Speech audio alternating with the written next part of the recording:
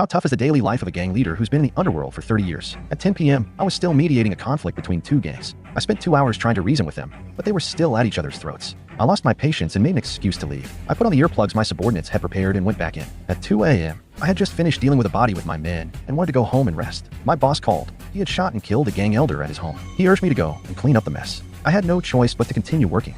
At 5 a.m., I finally stepped through my front door, ate a few bites of food haphazardly, and quietly crept into bed, afraid of waking my wife, hoping for a peaceful sleep. At 11 a.m., I was interrogated all morning, but the police couldn't get anything out of me. My lawyer kept urging them, and I was finally released without charge. But I couldn't rest yet. I was already late for work.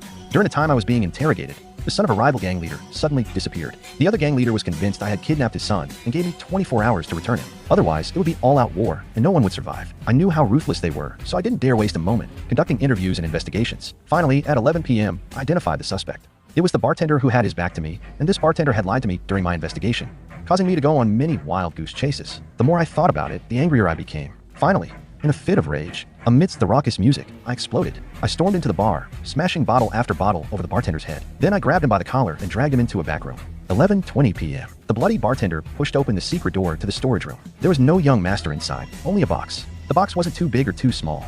It couldn't fit a whole living person, unless it was a dismembered corpse. After I saw what was inside, I fell silent. The London underworld was divided between two families, the Harrigan family and the Stevenson family. The two families had been locked in a power struggle for decades, and I was a mid-level officer in the Harrigan family, specifically responsible for handling the most difficult and dirty problems. Two small gangs under the Harrigan family, who dealt in heroin, were fighting fiercely over the division of profits. That night, I arranged a meeting with them, hoping to mediate the conflict. But after 2 hours of earnest persuasion, the two sides, driven by pride, only agreed to shake hands, refusing to make peace, just like children fighting.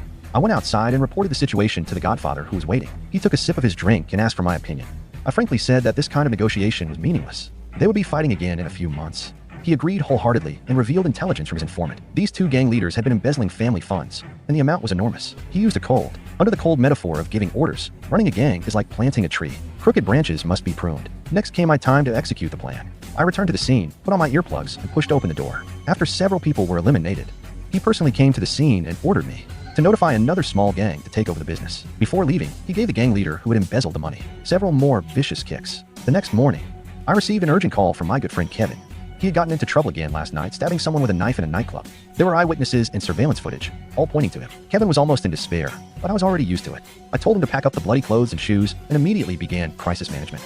First, I drove to the nightclub and used a forged police badge to demand to see the surveillance footage. The other party immediately saw through my disguise and was very uncooperative. I had no choice but to reveal my identity, saying that I was a representative of the Harrigan family, and directly questioned the boss whether he had seen their young master Eddie last night. The boss's eyes flickered, claiming that he didn't know any young